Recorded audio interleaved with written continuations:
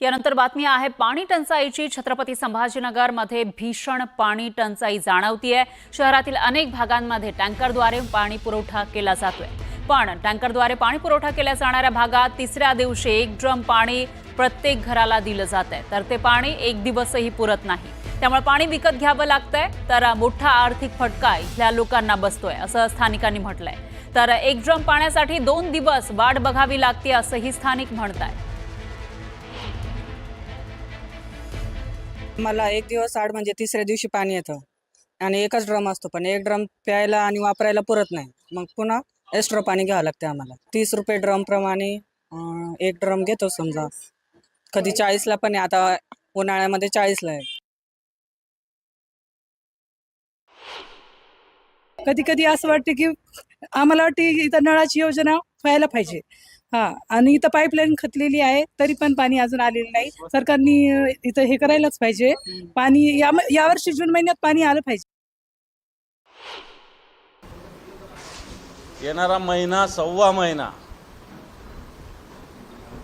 या संभाजीनगरात लबाडांनो पाणी द्या या आंदोलनाला सुरुवात झालेली आहे। अधिकृतरित्या उद्यापासून वेगवेगळे कार्यक्रम प्रत्यक्षात शिवसैनिक रस्त्यावर येऊन करणार आहेत। लबाड लांडग्यांनो, तुम्ही समांतरच्या नावाखाली जे काही पैसे खाल्लेत ना, ते पहिले लोकांचे द्या। त्यांच्या टॅक्समधून वसूल केलेला पैसा, त्याच्यावर चालणारी योजना, त्याच्यावर घेणारी तुमची टक्केवारी, त्याच्यामुळे या शहरावर पडलेला भार आणि त्यांना पाण्यासाठी टाव फोडणारी जनता, याला जबाबदार तुम्ही आहात।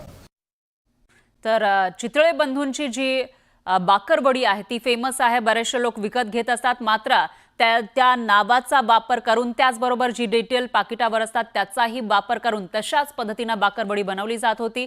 त्यामुळे आता या प्रकरणामध्ये जेव्हा गुन्हा दाखल झालाय, पुढे नेमकी काय कारवाई होणार ते बघावं लागेल। पाहूयात पुढची बातमी। मुंबईकरांसाठी अतिशय महत्त्वाची बातमी आहे। मेट्रो 7अ काम प्रगतीपथावर आलंय। मेट्रो 7अ मार्गिकेसाठी MMRDAनं बोगदा खणला होता। दिशा नावाच्या टनेल बोरिंग मशीननं हा बोगदा खणलाय। ही टनेल बोरिंग मशीन बोगदा खणून बाहेर आलेली आहे। दरम्यान मुख्यमंत्री फडणवीस यांनी या कामाची पाहणी केली, तसंच अधिकाऱ्यांकडून कामाचा आढावाही घेतला। यावेळी मुख्यमंत्र्यांनी मेट्रोच्या कामावर समाधान व्यक्त केलंय। पुढील वर्षापर्यंत अनेक मेट्रो मार्ग सेवेत येतील, असं आश्वासन यावेळी मुख्यमंत्री फडणवीस यांनी दिलं। अतिशय कठीण अशा प्रकारचं हे इंजिनिअरिंग होतं, जे या ठिकाणी आज MMRDAच्या माध्यमातून जे.कुमार कंपनीने केलेलं आहे। त्यामुळे तेच बघण्याकरता आणि त्याचा अनुभव घेण्याकरता आम्ही या ठिकाणी आलो होतो। आपल्याला कल्पना आहे की मुंबईमध्ये मेट्रोचं काम अत्यंत वेगाने चाललेलं आहे आणि पुढच्या वर्षीपर्यंत 150 किलोमीटर मेट्रो ही डिलिव्हर झाली पाहिजे, या गतीनं आमचं काम चाललेलं आहे। मला विश्वास आहे की मुंबईकरांकरता ही मेट्रो एक नवीन लाईफलाईन म्हणून या ठिकाणी काम करेल। पाहूयात पुढची बातमी। पुण्यामध्ये चितळे बंधूंचे नाव वापरत हुबेहूब पाकिट आणि इतर माहिती वापरत दुसऱ्याच चवीच्या बाकरवडीची विक्री होत असल्याचा प्रकार उघडकीस आलाय। यानंतर चितळे बंधू मिठाईवाले यांची आणि ग्राहकांची फसवणूक होत असल्याची तक्रार विश्रामबाग पोलिसात करण्यात आली आहे। चितळे स्वीट होम यांनी चितळे बंधू मिठाईवाले यांच्या अधिकृत email ID, customer care number, manufacturing details आणि कॉन्टॅक्ट डिटेल्स यांची माहिती त्यांच्या बाकरवडीच्या पाकिटावर नोंदवून चितळे बंधू मिठाईवाले यांच्या असल्याचं भासवून या नावाचा गैरवापर करून फसवणूक केली, असं तक्रारीत म्हटलंय।